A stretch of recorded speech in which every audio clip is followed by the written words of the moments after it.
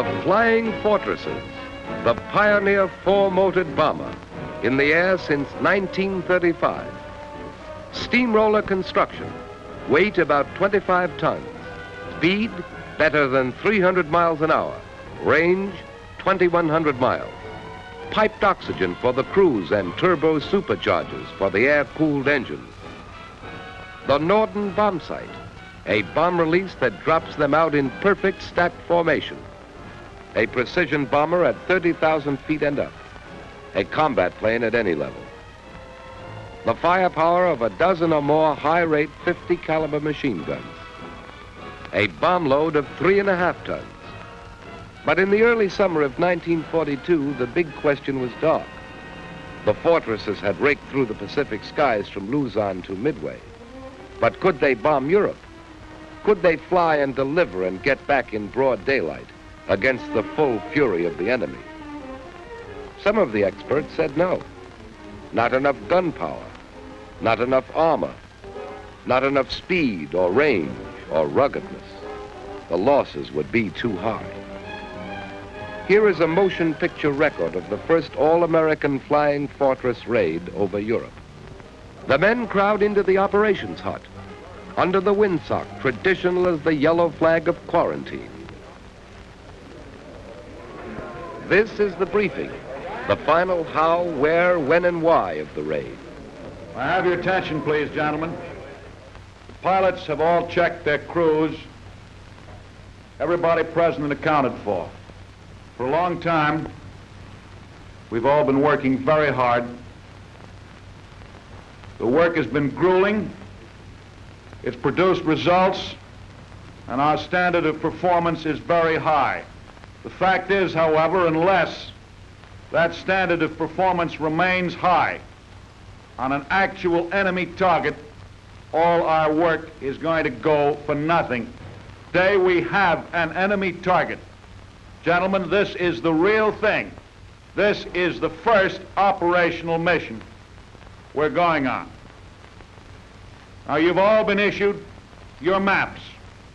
You will note that the target is RP9X55. You will find that the recognition of the actual target area, if you follow your maps, will not be a matter of very great difficulty. As you come in from the southwest, you pass a range of rather high hills, ending in a knob of rock which sticks up quite a considerable distance. You will note that to the left of the knob as you approach, and not very many miles away, is a lake. You progress past that lake, and you will pick up the area of the town without very much difficulty. Remember, when you approach the town, what your indicated altitude is going to be. Remember that you are not to go below that indicated altitude. Now, as you approach the area, you're going to run into rather heavy concentrations of flak. That flak has to be watched for. You've got to deal with it as you've been taught to deal with it. We have a time check, please. Gentlemen, it is coming up on 45. I shall count the 5. 40, 41, 42, 43, 44, 45. That's all. That's all right.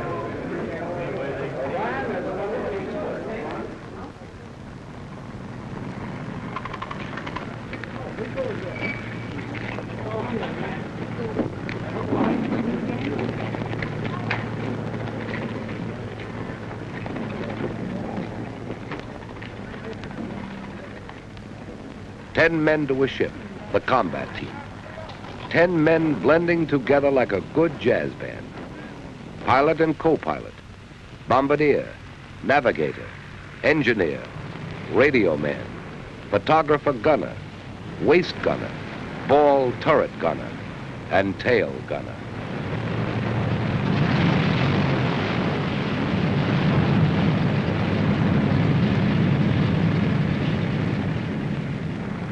The ground men pull the chocks and the first plane hauls her nose round into the wind.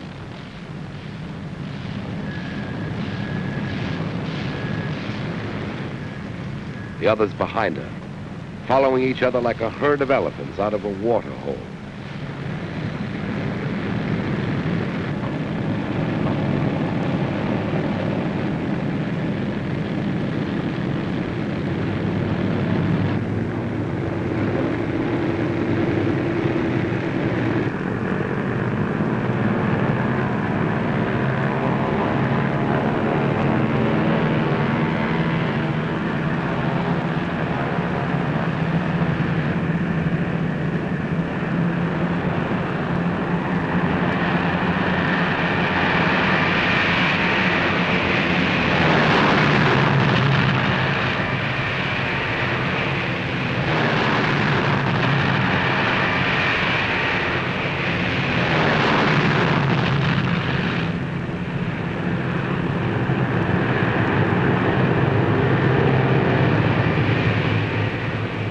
The fortresses seem to flatten down, gathering way and lift, out toward the continent, out toward the enemy.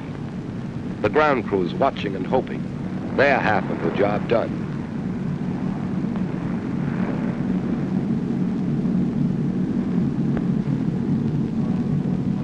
Now the ship's at operating altitude, squared away on course in formation.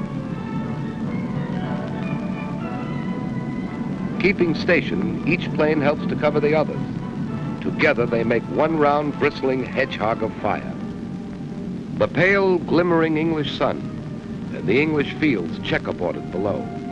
Americans from Massachusetts, Idaho, and Kentucky, a long, long way from home. The target is Rouen, the railroad yards. They come in from the northeast in tight formation, very high, and visible from the ground, and make their bombing run as the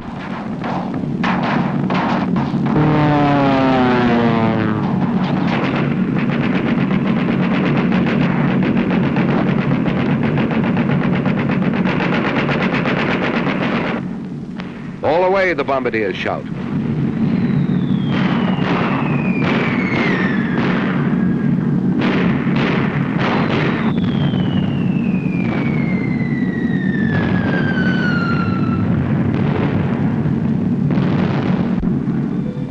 They group in elements of 3 for the run home.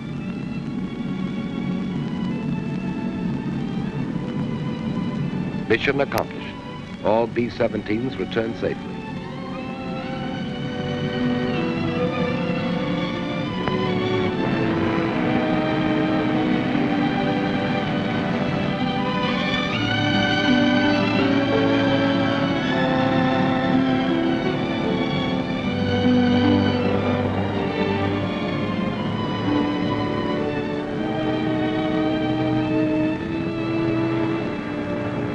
More raids followed. August 19th, 1942.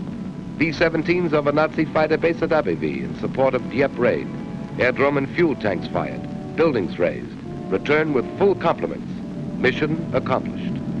August 21st, 1942. 11 B-17s without fighter escort attacked over North Sea by 25 Focke-Wulfs 190s. 3 enemy fighters destroyed.